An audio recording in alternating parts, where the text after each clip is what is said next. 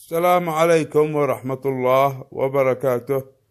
تابعينا الكرام، دمتم بألف خير.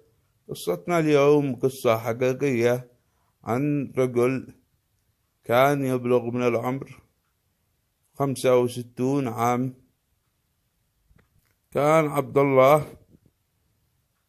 في السن كبير ومطلق وعمره 65 عام، وكان لديه بنت عمر بنته 30 سنة عبد الله، وقد له مطلق 25 سنة.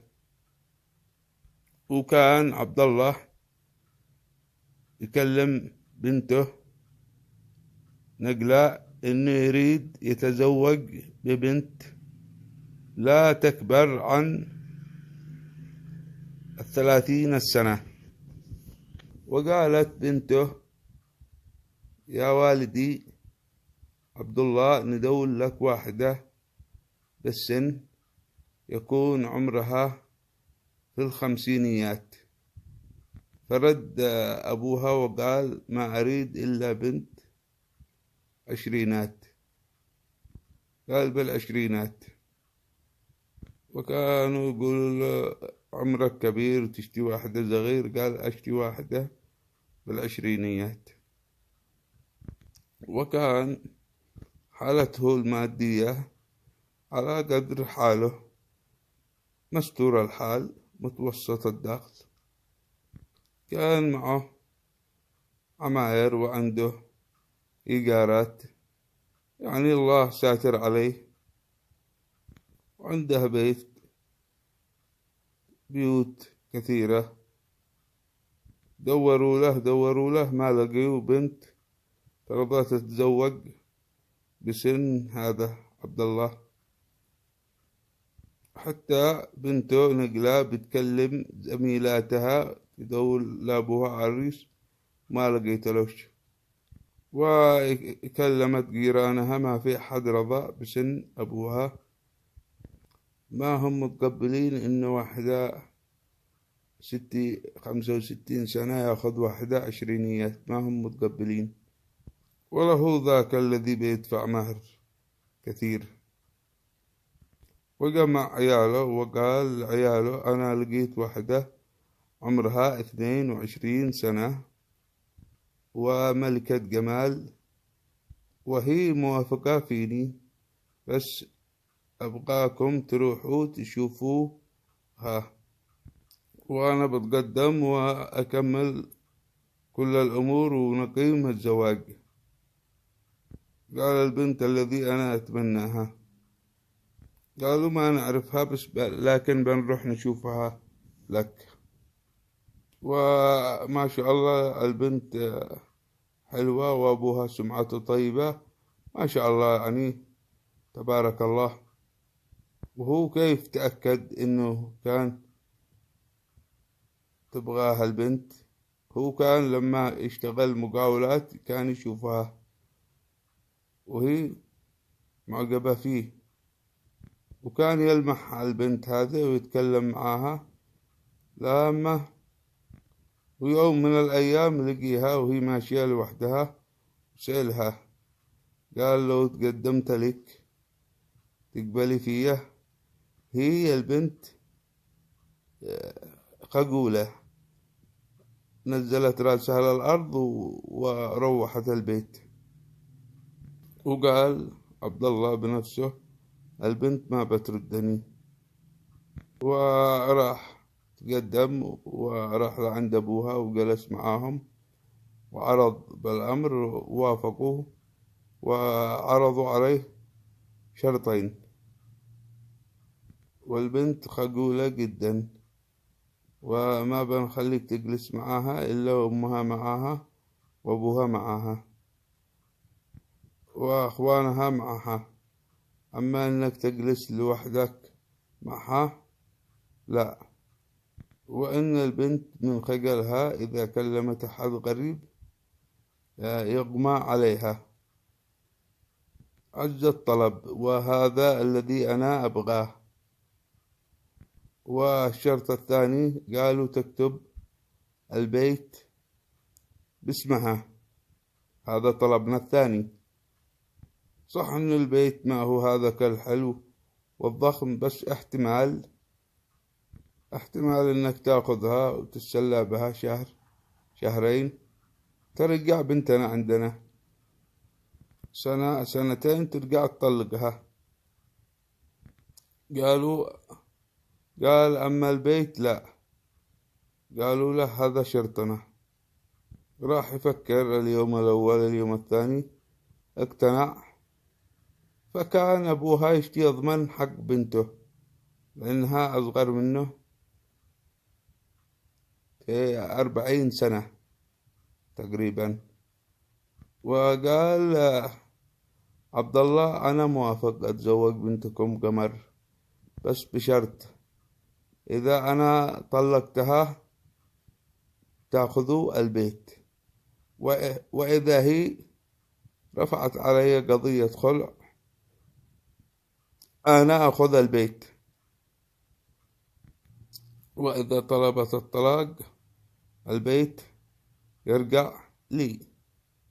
وتمموا الزواج وأخذ البنت وكتبوا الشرط على عقد الزواج، وراء عقد الزواج الشروط. وراح البيت، والبنت بنته ساكنة معه، وكانت بنته نقلة تروح الجامعة وترجع. وراح الرجال معها زوجها عبد الله مع مرته قمر، وكان الجو غريب عنها، وكانت خجولة جدا. وأعطى لها غرفة وقال هذه الغرفة لك، نامي وارتاحي، وإن شاء الله بكرة الصباح نتقابل على الفطور. ونام في مكان وحده. وقالها اليوم الثاني. ولما قالها اليوم الثاني الصباح، فتح الغرفة عليها الصباح ولقاها نايمة، تركها، وبنته راحت الجامعة هي العادة. وقال هو بيروح يشتغل ويروح ورشته يستقبل عماله،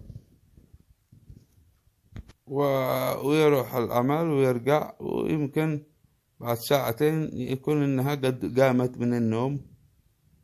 ورجع بعد ساعتين من عمله، ورجع للبيت وينادي عليها، ما حد رد عليه.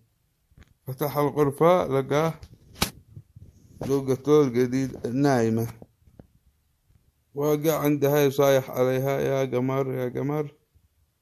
وزاد الصوت، رفع صوته وقرب منها، فزت من النوم. قال ايش فيك؟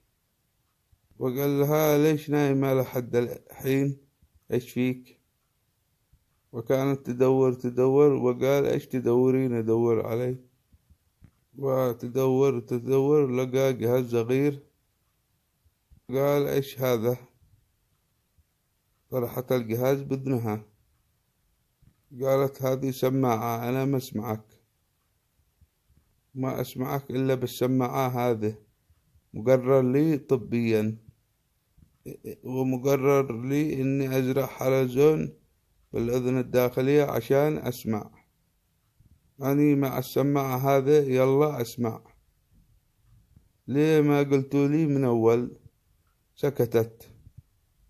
فوق السماعات ما تسمع سوا، إلا يجي واحد يصارخ عند إذنها تسمع قليل. لكن سبحان الله جميلة جدا للغاية. كانت يعني ما سموها قمر ولا هي قمر. والشايب صدت نفسه من مرته. قالوا له ما معك إلا الحاضر الموجود، وإن بغيت بتطلقها البيت بناخذه، وإن بغيت تصبر عليها وتعالجها بكيفك، هذا شرطنا من البداية. وهذه زوجتك.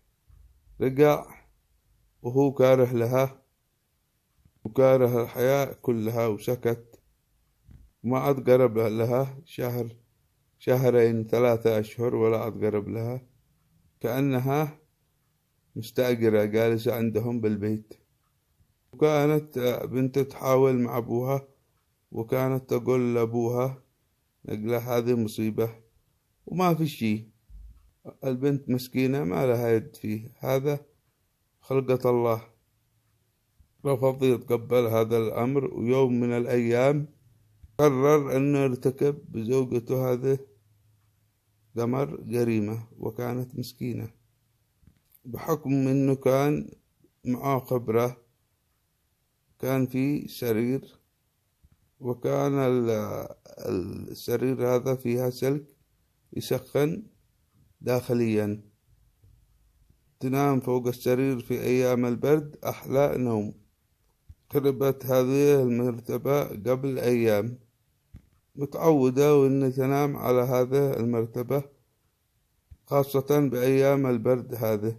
فكر إنه يخرب الدائرة الكهربائية بالصباح وهي موجودة بالمطبخ، وهو يقنع زوجته إن المرتبة هذه صلحها ويروح العمل.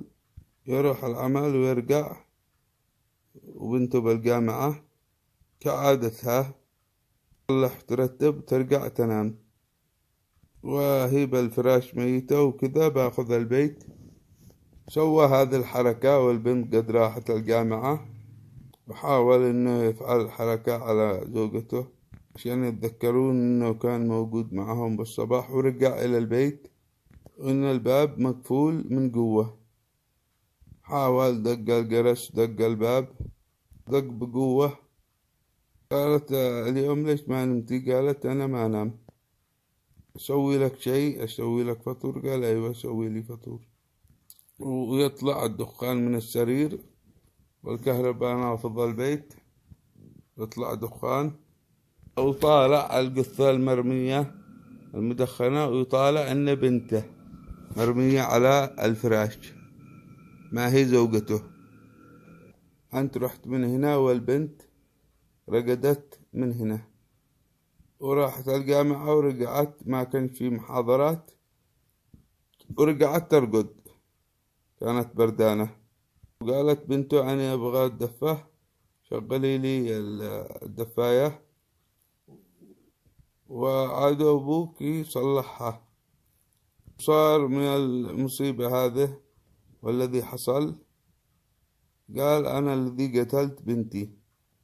بلغوا المستشفى ووقت الشرطة وحققوا بالموضوع. قال أنا الذي قتلت بنتي. والشرطة تسأله كيف قتلتها؟ كهربت هذا الفراش عشان أقتل زوجتي وأرجع البيت وافتك منها، لأنهم غشوني أنسابي. حملوه الشرطة جريمتين: جريمة قتل بنته، وجريمة بشروع في قتل زوجته. وانسجن وأخذ حكم قصاص الذي هو إعدام. بعد ما نقض الحكم المحامي حطوه في السجن مؤبد، وزوجته أخذت البيت باسمها، وهو عاد باقي بالسجن لحد الآن. هذه قصتنا حقيقية، لا تنسوا من حفر حفرة لأخيه وقع فيها. ليصلكم كل جديد اضغط لايك والاشتراك بالقناة.